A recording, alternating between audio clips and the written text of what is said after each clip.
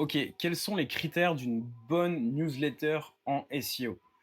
En général, quand c'est gratuit, c'est toi le produit. C'est un peu le cas des newsletters, de manière globale et du coup, les newsletters SEO n'échappent pas à la règle et c'est le premier critère que je vous invite à regarder.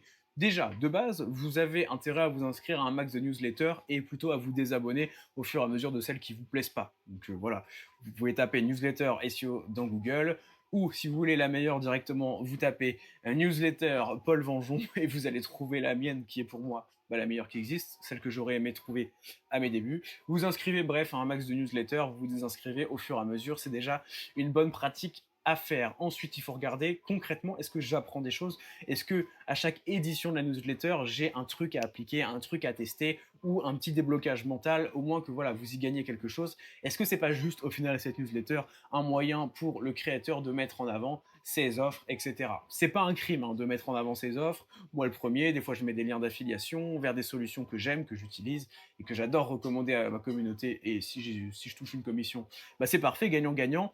Mais voilà, il faut pas qu'il y ait que ça. Et c'est vrai qu'il y a des newsletters, c'est vraiment juste pour parler des événements SEO que le gars organise, de la formation SEO qui sort, avec des réductions de fou tout le temps, tous les mois. Bref, voilà. Franchement, en vrai, c'est à peu près le seul truc.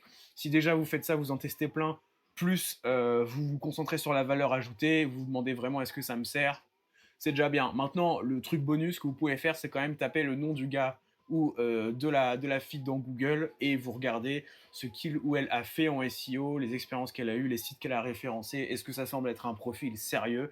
Oui ou non? Vous pouvez regarder ses avis sur Google aussi, c'est très intéressant. Et voilà, en tout cas, vous avez tous les critères pour trouver une bonne newsletter SEO et progresser gratuitement.